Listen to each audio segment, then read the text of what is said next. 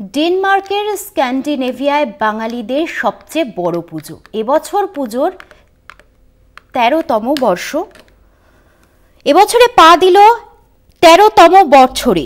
এবারে থিম ত্রয়োদশে ত্রিনয়নী। প্রতি বছরের মতোই মণ্ডপ সজ্জা হয়েছে জুট ও কাপড় দিয়ে। তুলে ধরা হয়েছে ঐতিহ্যবাহী বাঙালি পুজো মণ্ডপের আবহ। প্রথা মেনে এবছরও অনুষ্ঠিত হয়েছে কুমারী পুজো। উল্লেখযোগ্য বিষয়, গোটা স্ক্যান্ডিনেভিয়ায় একমাত্র এই পুজোতেই কুমারী পুজো অনুষ্ঠিত হয়। 13 বছরের ধারাবাহিকতা বজায় রেখে সন্ধি পুজোয় ভক্তরা নিবেদন করেছেন 108টি পদ্মফুল। আরেকটি বিশেষ দিক হলো সমবেত আরতি, যা একসঙ্গে সম্পন্ন করেন পুরোহিত ও পুরোহিত্রী। বাঙালি সংস্কৃতি ও সমতার অনন্য দৃষ্টান্ত। এই মুহূর্তে ডেনমার্কের ছবি আপনাদের সামনে তুলে ধরেছি।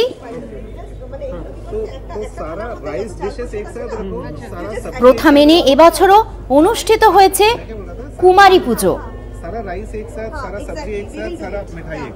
উল্লেখযোগ্য বিষয়, গোটা স্ক্যান্ডিনেভিয়ায় একমাত্র এই পুজোতেই কুমারী পুজো অনুষ্ঠিত হয়। স্ক্যান্ডিনেভিয়ার সর্ববৃহৎ দুর্গাপুজো ডেনমার্কে বাঙালিদের আয়োজনে এবছর পা দিল 13তম বছরে। এবারে থিম ত্রয়োদশে ত্রিনয়নী। প্রতি বছরের মতোই মণ্ডপ সজ্জা হয়েছে জুট ও কাপড় দিয়ে। তুলে ধরা হয়েছে ঐতিহ্যবাহী বাঙালি পুজো মণ্ডপের আবহ।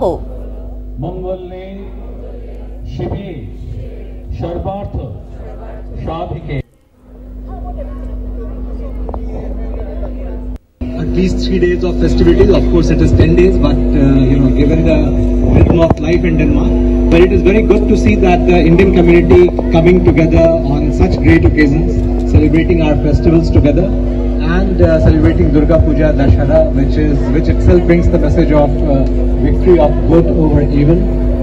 We Indians unite here in Denmark to celebrate our festivals together, show our unity, and work always for India-Denmark friendship. So we must celebrate ladies and women of India who are now settling in Denmark.